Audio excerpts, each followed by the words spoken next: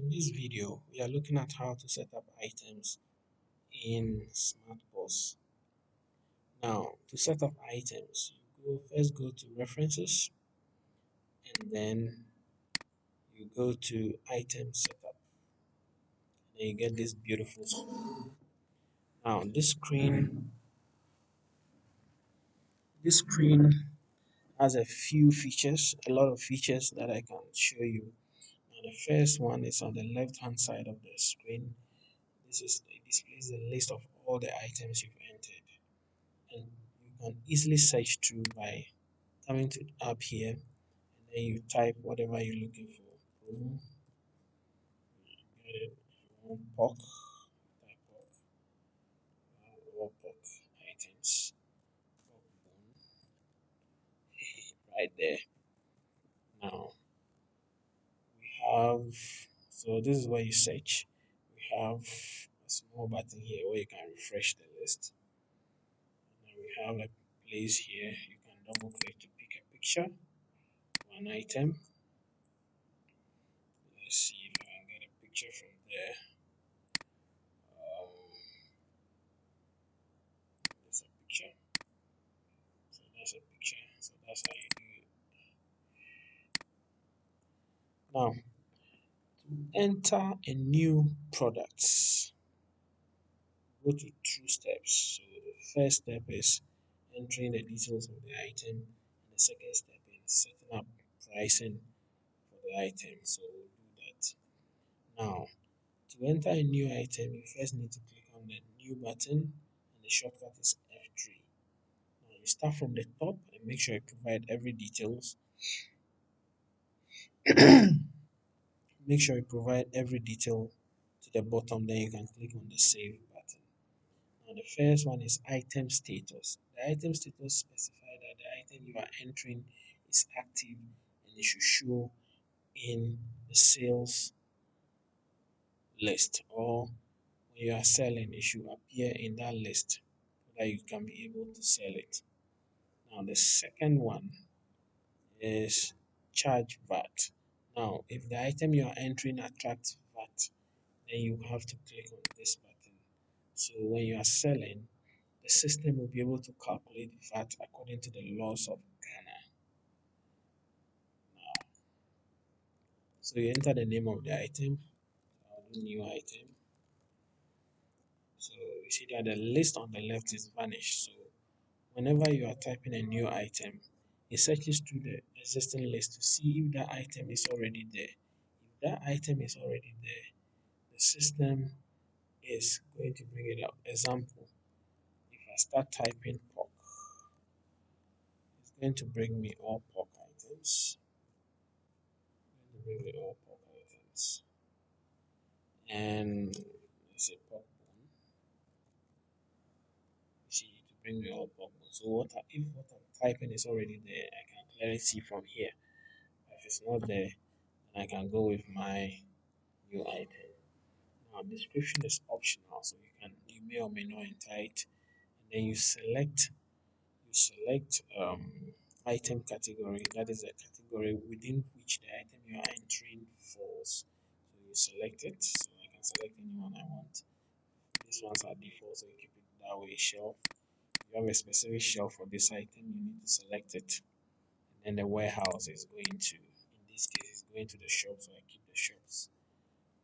And then you can also enter cost price here and selling price here.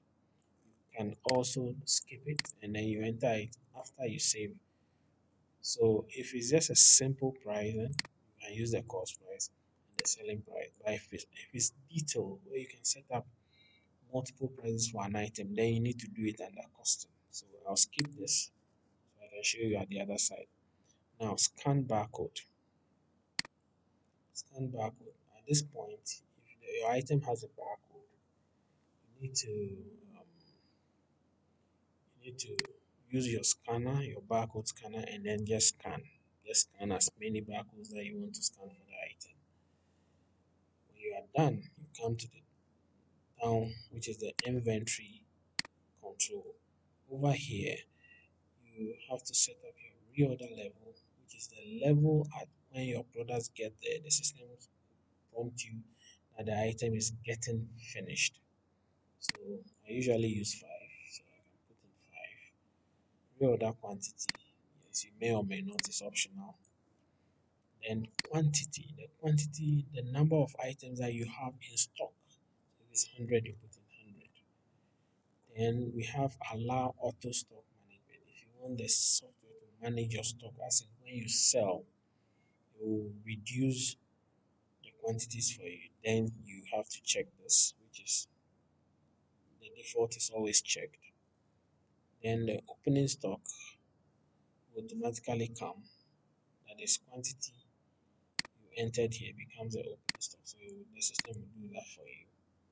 The next is if you want the system to check expiry date for you, then you have to click on check expiry and then you come down here and then you set your expiry date. So let's say it will expire in next year. So you can come here and then select 2014, 2024, June, and then first.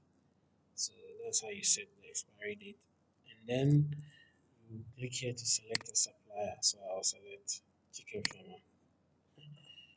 Now, after you've done all this, you can select a picture as well if you want to. That's optional. Then after you've done with everything, you click on save button or you press F6 on your keyboard to save. So I'll click on save button. So let's see what happens. It's telling me item saved successfully. Now, when you click on OK, it's going to move you to the area where you can set up your price. So let's do that and see. So this is where the blue screen is, and this is where you can set up prices for your item.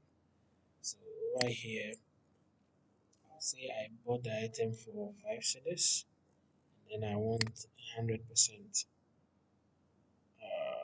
profit. So I make the profit margin 100, and then the system calculates the selling price for me, which is 10.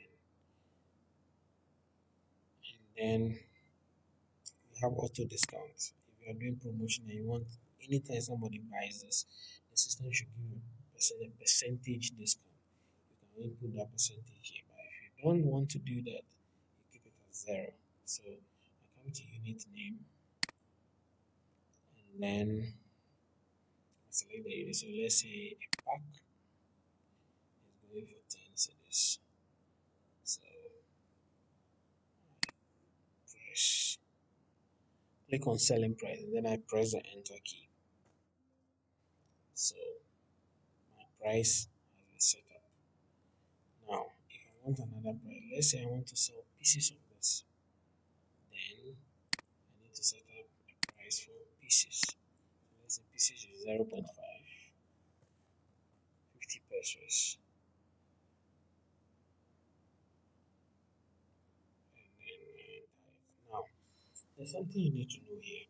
When you're setting up multiple prices, your quantities must be in the lowest unit possible.